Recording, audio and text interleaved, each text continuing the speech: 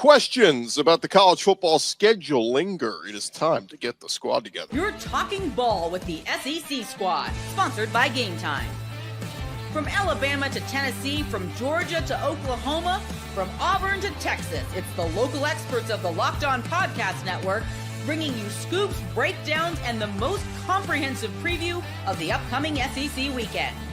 It's the SEC squad, and we have a seat for you. Hurt feelings and thin skin are prohibited.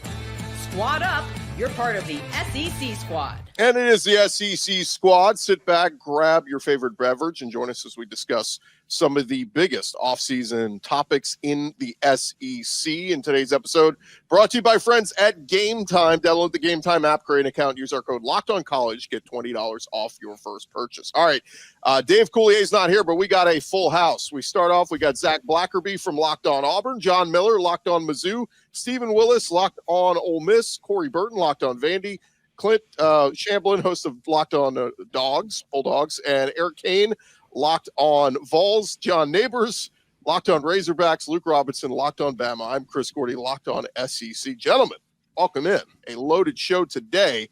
And we're going to get started here because this used to be one of the biggest weeks in college football. I mean, we all look forward to it, fax machines and all this, or for Luke, it was old pen and paper and give it to a bird and let him fly in to give your commitment.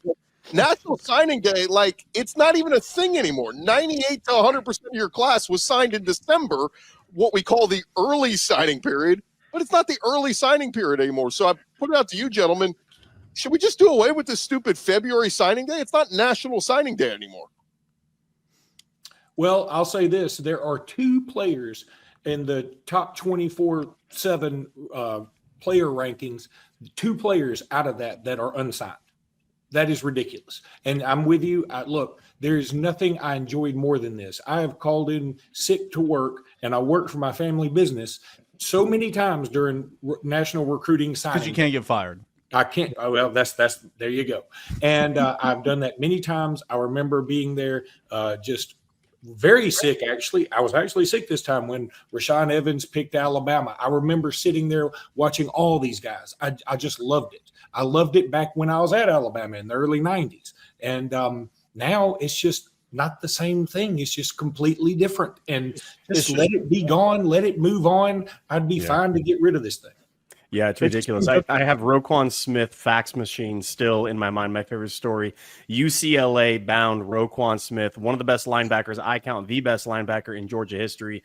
Doesn't go to UCLA because a fax machine malfunctioned, and he got over to Georgia. It was a delay. Georgia gets on the horn, calls him up, comes on over that way. We don't have those type of tension and drama and stories anymore. And it's ridiculous. Just go to one signing period. This is a show at this point for I don't know who.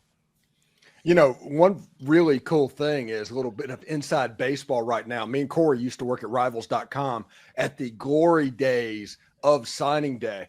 And part of our job was to import players into the database at small schools like Miami of Ohio and Toledo that might not have been in there. Well, one of the guys that was on my team accidentally put a Miami of Ohio guy or something like that at 4 stars. That ended up allowing them to win the recruiting contest for that year for the conference. Before it could be corrected, the school had put out to everybody that they won the recruiting battles for that year. I remember so that. That was the early 2000s at rivals.com. Who was it? Do y'all remember who made that mistake? It was John Leggett. Yes. Throwing it out there. I didn't expect you to answer that. Oh, he's not listening. Yeah, I mean, he would be the first to tell you it was him. Yeah. Yeah, he crowned Miami of Ohio recruiting national champions. Yeah, he was the MAC god. Should the question be? I mean, February signing period is nothing anymore. I mean, it used to be a national holiday and all that. I'm personally fine with the December signing period. They moved it up this year, which was a big help. But the month of December in general is just, I mean, I know these guys are getting paid a whole lot of money, but like, why on earth would anybody ever want to coach college football right now? No. You know what I'm saying? Like December alone, think about it. You got signing day, you got transfer portal, you got conference championships, you got playoffs. You're trying to retain your own roster, trying to deal with COVID players. That's about to be done with now. But anything to help that month loosen up a little bit. And moving signing day up to the 4th and 5th this year helped. But should there be an August signing period and then a February signing period? Because, you guys know this, that worked in the recruiting industry. It's, June officials, July commitments, August commitments, and then you go play your senior season. Why not have a signing day then and just get rid of the December one and then maybe keep the February one? That would truly be an early signing period. Yeah. No matter how you slice it and dice it, the recruiting calendar is always going to suck for these college coaches. But I like the idea of having, the ability to sign right before your senior season. That way you have no worries. And that would truly be an early signing period, and then go back to the February as the second signing period. No hoopla around the February one, I guess, or you figure out what do you do in the situation where you sign with a school and the coach that recruited you either left or got let go? Do you just have stipulations? If your head coach leaves, I say there? you get out of it. You get out. But if your position coach or recruiting, whoever, as long as it's not a head coach, who cares? But wait, what about this? What about this? What if you sign in the August period or whatever? I would be more worried as a guy with the AHSA radio network, and I love watching Alabama high school football. I would be worried some college coaches would contact the coach of that current high school player and say, hey, maybe you don't play him as much. Maybe give him the rock a little less, because I don't want him beat up coming to my campus. Or I just don't want college coaches dictating what the high schools do with the certain players because they already have them. Right now they can't, because they can be committed, but everybody's up for the highest bidder right now. We all know this. So I would be a little worried about that. If someone's going to opt out, they're going to opt out. It doesn't matter. That's just going to happen. Even if they're not signed, they're just going to opt out and then make their decision, go train or whatever, if that's what they want to do. I don't think that's going to make any difference. Let me shift this also into the other question I wanted to pose to you guys. The transfer portal. Coaches voted a couple of weeks ago that they want to cut down to just one single 10-day period in January, citing they want to preserve the integrity of bowl season. So that would mean next year, January 2nd through the 12th, will be the transfer portal. There will be no December portal. There will be no April post-spring portal. One portal for everybody. What say you guys? I'm sorry, I just had to chuckle at the idea that the NCAA is worried about the integrity of bowl season. That's the funniest thing I've heard in a month. So thank you for that, Gordy. You made that sentence too long. The NCAA worried about integrity, period. Yeah, right, exactly. Do they know what that word is? Is that too big of a word for them? But actually, to Gordy's point, I'm actually in favor of it completely, because this is my plan. This is what I think they should do. The FCS game that happens during the regular season, that should be the spring game for these Power 5 programs. Move that to then. You don't have to worry about those cupcake type games. If you want to shorten the season by a week, that is fine. You'll have a situation to get the playoffs and all of that. You move the calendar around there, but nobody is going to do anything as long as they have to worry about losing players after spring practice. They're not going to release depth charts. They're not going to have a live televised game. They are so risk averse in the college coaching area that until that transfer portal window is gone, spring football is essentially gone. The only alternative would be moving it to an OTA type system in June after the window. Well, that's what Hugh Freeze told the media down in Mobile for the Senior Bowl last week, is he was asked about spring and the portal window, and he said, I'd love to be able to have teaching periods throughout spring, but no contact, and then move them to an OTA type situation in June when you have your entire roster. Just go full NFL model at that point. Just have, they're trying to copy the NFL with everything else, which I don't think is a bad thing in most situations. I have a hard time seeing the argument against that, other than it's this is just kind of the way it's always been.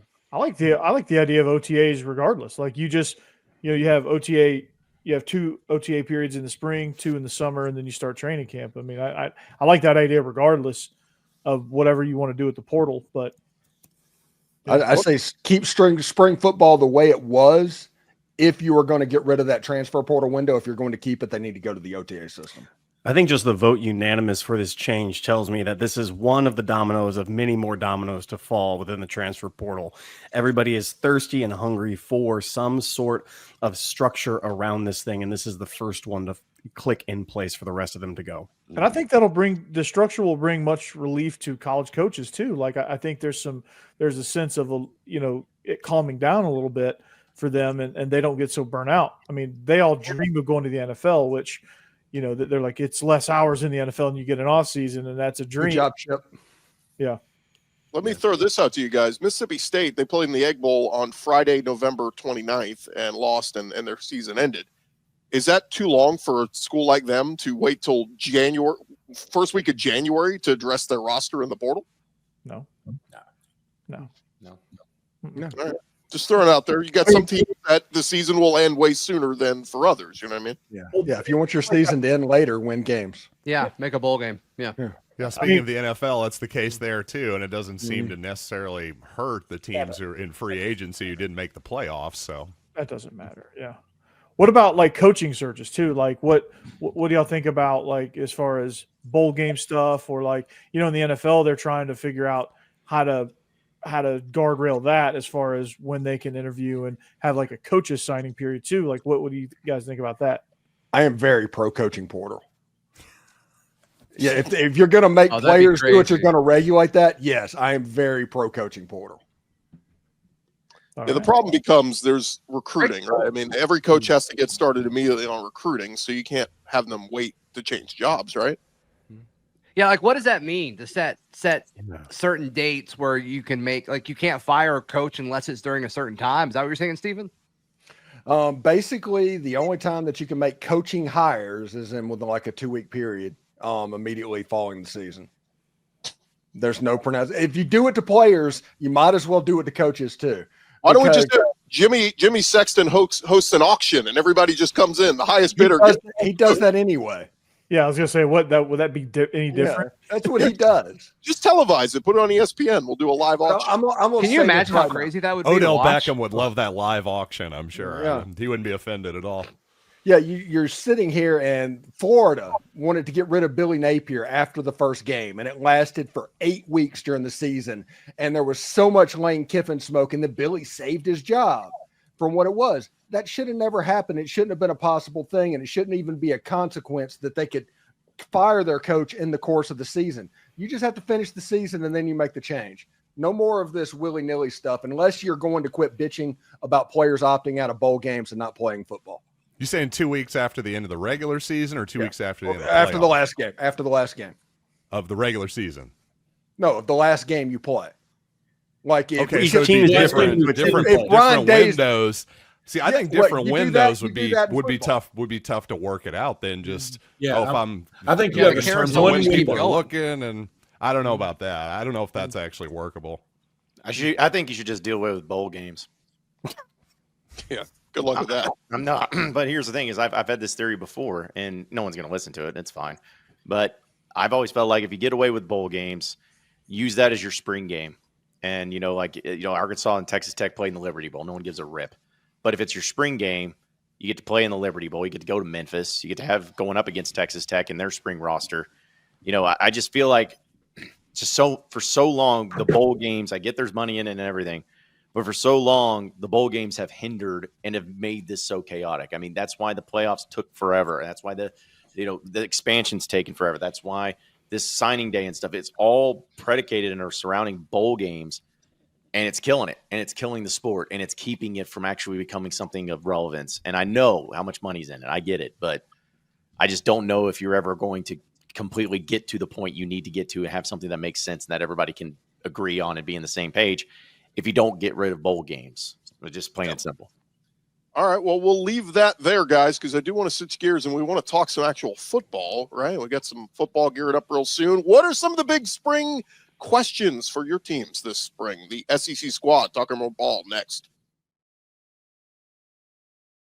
More with the squad in just a second, but want to remind you guys about our friends at Game Time. If you're looking for tickets to your next big event, whether it's a concert, comedy show, sports game, finding the right ticket at the right price can be a headache. But with Game Time Picks, it's never been easier. And here's how it works. With Game Time Picks, their Game Time app is going to do all the hard work for you. It curates the best deals, so you don't have to waste time searching through endless ticket listings. We've been using Game Time Picks, and it is the best. Here's why we love it. You can grab a super deal for a prime seat. You will not believe the value. It is a steal. The seat view feature is a game changer before you even hit buy. You can see exactly what your seat will look like in the venue. It's so reassuring. And the best part, you are covered with Game Time's lowest price guarantee. If you find a better deal elsewhere, they will refund you 110% at the difference.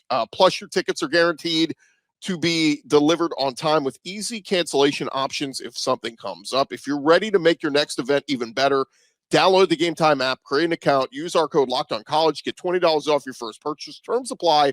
Again, that code is LOCKEDONCollege, $20 off. Download Game Time today. Last minute tickets, lowest price guaranteed.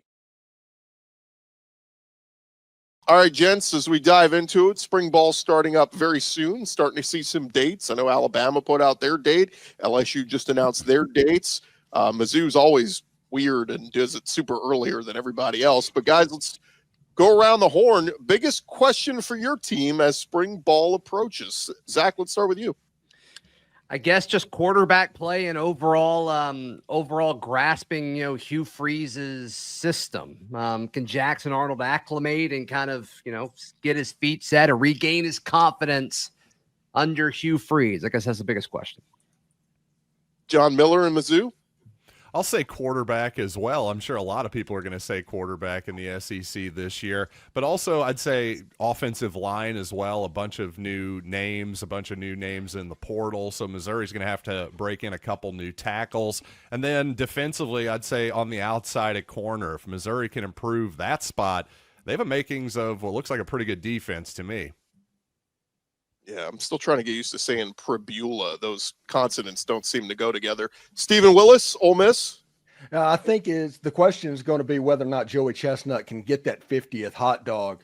And if he can pull that off during the spring game, I think that's going to be a really good sign. Now, seriously, I think the question that Ole Miss is going to have to deal with, everybody's going to talk about Austin Simmons at quarterback, but Jalen Braxton at cornerback, can he replace Trey Amos?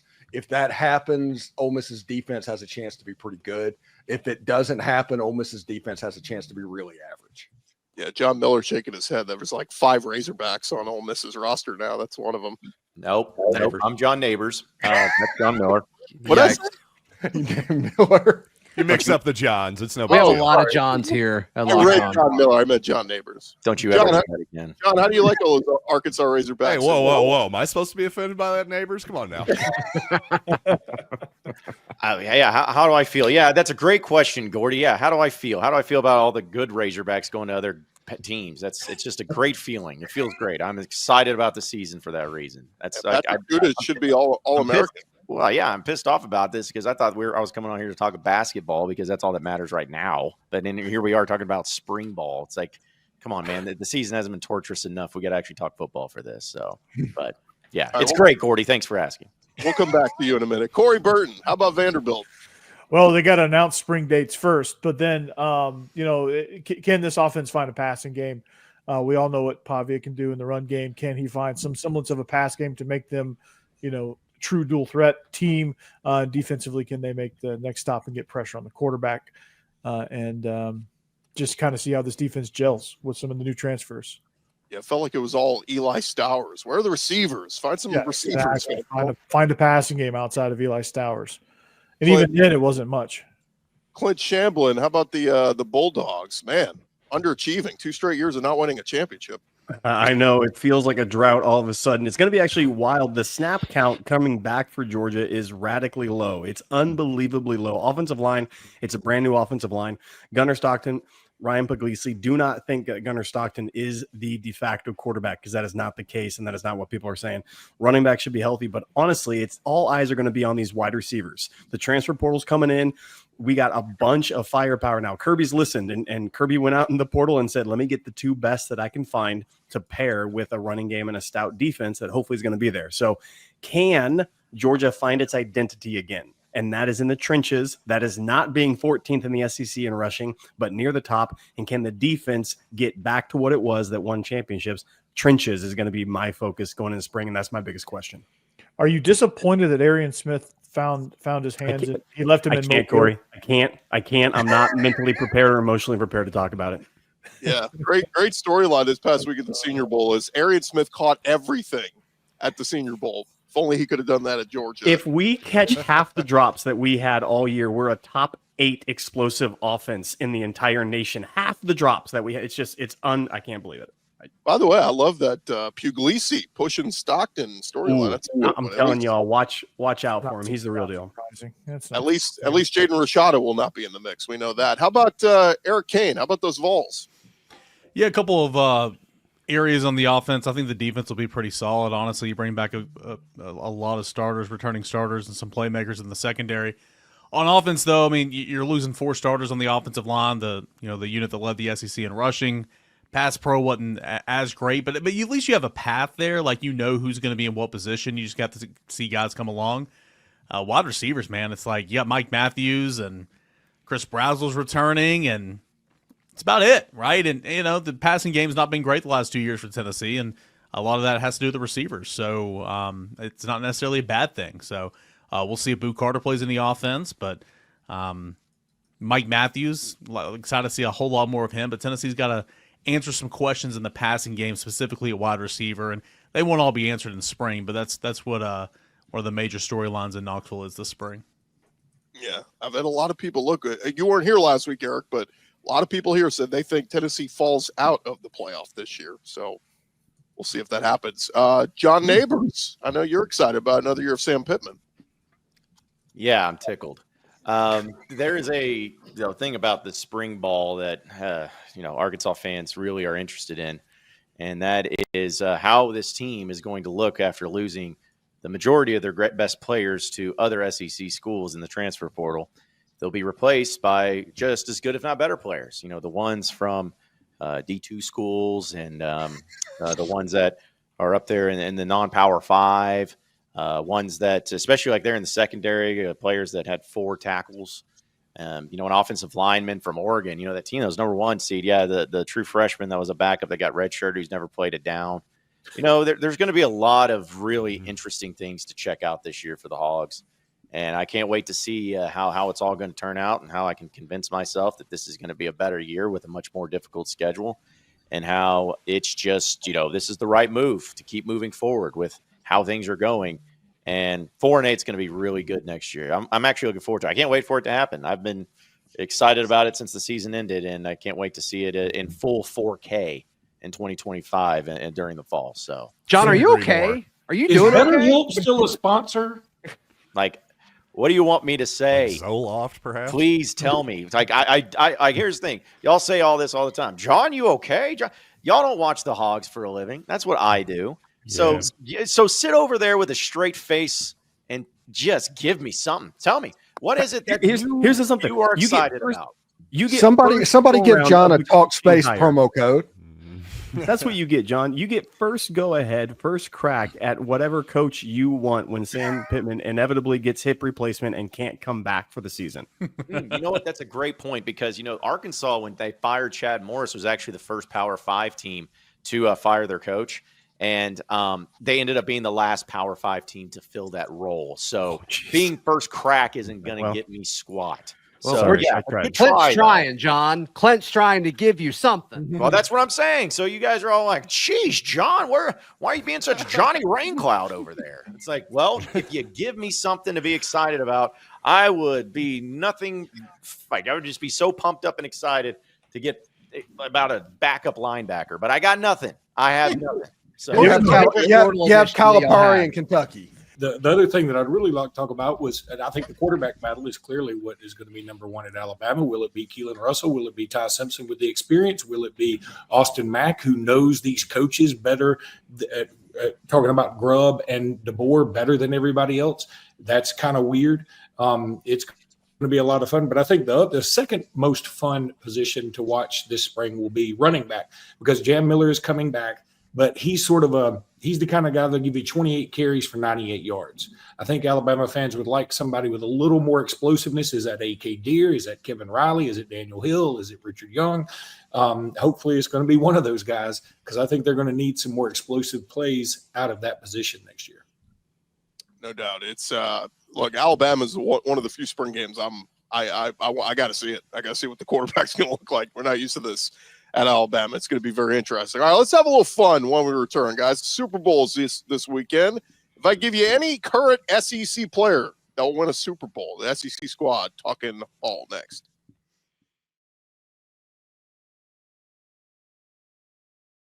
All right, guys, back to the squad. I teased it before the break. Super Bowl is this weekend, and obviously we all knew when we were watching him at Texas Tech that Patrick Mahomes would go on to be the super legend and play for all these Super Bowls. So I ask you guys, you could pick one current SEC player to place money on that will absolutely win a Super Bowl in his NFL career. Who would you pick? I'll take the obvious one. I'll go with Arch Manning. Peyton's got a couple. Eli's got a couple. I've got a theory that I sometimes call the Eli Manning theory, which is if you've got the pedigree and you've got the name, generally you turn out to be a pretty decent player at the next level. So I think Arch Manning's kind of the obvious one. I'll just start there. Yeah, that was definitely the leader in the clubhouse. I was going to throw out maybe Ryan Williams. Luke? I like that call. I think Ryan Williams is going to be fantastic at whatever level he goes on to. I mean, if there's something beyond the NFL that I don't know about, I think he'd do well there. I'm going to go kind of left field here because I'm going to be rooting for this guy to get himself a Super Bowl, and that's Diego Pavia. I just want to see him win something like that. I think that would be super cool. This guy, he goes against everything that I want to be myself, meaning he's brash. He sort of just he's a trash talker at times. He just seems so full of himself, yet I can't look away. And he's just so much fun, even though he beat my team and he also beat Zach's team. I want to say that. But I think he's just a piece of work, man. And I think he's sort of a toned down Johnny Manziel, but not as talented. I mean, better representation, probably doesn't have the skeletons in the closet, though he might. He just does a better job of keeping the closet door closed. Yeah. I mean, I don't think he'll be on an NFL roster, but that'd be a neat one to have win a Super Bowl. If he does, he'll blow up the rookie salary scale in court without question. Oh yeah. He's good at court cases. So I'll sue. I'll do it. I'll sue. I'll go with Nico. I just say Nico because I'm so intimidated by his last name. But I've try it. Nope. I think just try it. I am Ava. Oh, there it is. Corey did it. He's been a name since like 2022. We got to figure it out by now. Sure. Well, if Auburn ever plays Tennessee, I'll learn it. But for some reason, they just don't. They're never going to play football again, which stinks. I think he's a star. I think he's going to be absolutely incredible. I think we saw glimpses of it last year, and I disagree with a lot of y'all. I think Tennessee will make the playoff again this upcoming season because of him. So hold on. Who said Tennessee's less likely to fall out? What was the topic, Gordy? Because I mean, Tennessee's defense is going to be great again next year. So like, I don't. It was a projection of who were gonna be the playoff teams next year. I think the defense is great. Returning the starting quarterback. I mean, there's a lot to work with there. Iama Loeva was my attempt. Good job. You did it. Way to go. So who was closer, me or Zach? I didn't hear you go. You go. Yeah, you missed it. Iamaliava. Iamaliava. There you go. You were spot on. That's it right there. Iamaliava. I cheated. John gave me the answer. By the way, for current SEC player that's going to win a Super Bowl, I'm going with the theory that Georgia middle linebacker is a safe way to go. So maybe Raylan Wilson. Not a bad bet. I was just going to say, I think whatever Georgia defensive player is drafted by the Eagles, that could be Micah Williams, that could be Jalen Walker, that could be Malachi Starks. They're all in that category. The odds-on favorite for Micah Williams go to the Eagles? Yes, that is the odds.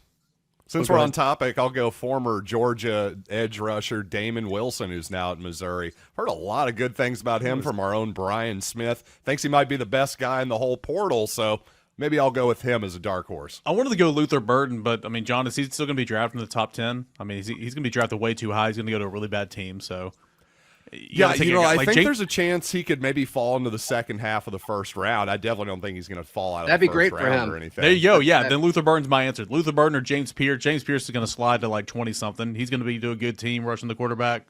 Yeah. Like those type of like first half values that are going to slide. Yeah, the key is always end up as like the last 5 picks of the draft because you're going to a really good team and you'll be able to get in that category. I would throw another one, Dylan Stewart at South Carolina. I think he's future stud. That's a great call. Yeah, that's a good one. John Neighbors, you have a hog you think might win a Super Bowl? Sure. Yeah, one of them will find a way onto a Super Bowl team as a backup, maybe. Good call. That's a good call. All right, before we wrap up, guys, I do want to mention Nebraska this week, making some headlines. Is Matt Rhule said on Saturday he doubts that Nebraska is going to have a spring scrimmage in April this year.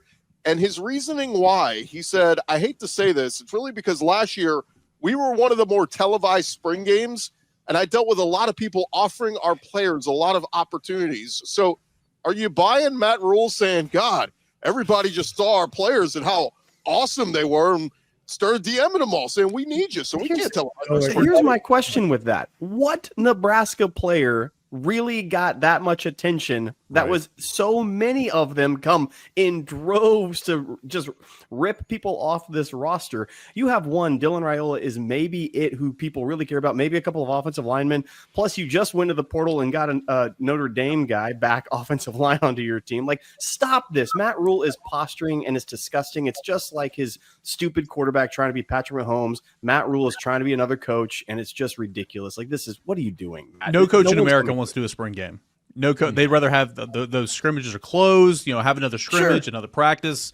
You get stuff out of that spring game. Yeah, and using that as justification for like the scouting. It's like, you think that that's the tape that other coaches are watching where it's like, yes, like we want to learn more about players, so we're going to look at the spring game. That's crazy. Isn't the spring game just for fans anyway, though? Yes. I mean, you learn less about the players from the game. You learn more about the actual practices, right? Yeah. Yes, I mean, you're right. That's so well said, Luke. Which we also don't get access to. Nope. Yeah. Somebody just asked him, he had to come up with some answer, and he's just like, oh. I also just love like he's the like, idea that- I hate to say it. And as soon as Matt Rhule says, I hate to say it, I'm like, oh, he's going to like saying this. He's going to like saying whatever's next. He was looking forward to saying this. Matt Rhule's just upset that Lane Kiffin went in and got Prince Willem on Yellen. That is what upset you. Obviously, Lane Kiffin picked that out of the spring game last year, and he wasn't going to let that happen again. Yeah, that's totally it. Yeah, and you're right about spring games. We can't overreact to what we see. Luke, a couple spring games ago, I thought Kobe Prentice was the next coming at wide receiver, and that turned out not to be the case. I mean, look, I watch Auburn spring game every year too, and I know Auburn's had some guys in the past that have really kicked butt in the spring game, and then you never see them in the regular season, so much so that Auburn fans are like, wasn't that guy awesome in the spring game? But the spring game it's just for us. It's not for anybody else. You're thinking a lot about Auburn on this show. I always do. I appreciate I'm that. from 10 minutes up the road. I can't help but think about y'all. Sure. What do you want me to do? I just knew there was a dig coming there. No, it wasn't a dig. I'm very careful. I want everybody to like me. Let's go to Locked On Mississippi You're in the wrong State. profession. Wow. Yeah, you messed up a long time ago. I was there, going to bud. say, well, I think I know. that train has I'm left trying the to get them. station. I'm trying to win them back. All right, guys, as we wrap up here, I do want to give a moment of zen. We do not talk much basketball or any basketball. So, John Neighbors, you got 60 seconds to gloat on John Calipari getting a win at Rupp Arena. You were there. Let everybody know how you feel. Well, it felt really great, actually, for a change to be relevant in some certain sport. I was there, and I got to see it in person and in 4K, as I say, and it was great to watch and great to actually experience there in person for it being on the other side of it, where usually it's the Arkansas Razorbacks that get their hearts ripped out. But instead, it was the other way around. So seeing it in the eyes of all those Kentucky fans and all of those people that really, really put it to them made me very happy. And I don't really know if Arkansas is going to do anything with this, but I will say that it was hilarious. And that's really what I got out of it. It wasn't like fun. It was hilarious. The national media, I got to listen to a lot of national shows today, and somehow, some way, that game turned John Calipari into a sympathetic figure. I'm talking about everybody was like, yeah, I was pulling for Calipari soon as he came out and they were booing him. And who would have ever thunk it? I mean, people were actually rooting for the guy that had no affiliation with Arkansas at all. It was kind of bizarre. Yeah. And John coined the perfect phrase of this game. And I heard cope with Pope. And I've laughed about that all day. Yeah. Well, that's just for all those Kentucky fans out there that who actually were really nice in person while I was there and very welcoming to me. But it's mainly for the ones that would not stay out of my DMs and would not start when Arkansas started losing. It's like, well, you may have something with Mark Pope, but as of right now, both coaches have not won in March at their respective schools. And so, good luck with you. But on Saturday, my coach was better. So that's all I care about. Pope does have 6 top 15 wins, Steven. So they're not coping with them. But yeah, it wasn't. I didn't coin the phrase. I just laughed at the phrase. It is a good phrase. Well done, John. Monster win, and we might have to give anytime something positive happens with Arkansas, we're just going to give John the floor because he's needs going it. through it with Arkansas sports. So we got to let him celebrate any positivity we can get. Or maybe I just don't come on. And then we need you here. We need you here for sure. Yeah, we could give him a promo code with Talkspace or something like that. Yeah, I think so. Yep. Hogs by 90. That's going to do it for this edition of our SEC Squad. Thank you guys for watching and subscribing. And remember to check out your favorite SEC show. Just search Locked On, and whatever your favorite SEC school is, we'll be covering your favorite team every day throughout the offseason. And don't forget, I'll have you covered with Locked On SEC, part of the Locked On Podcast Network, covering your team every day.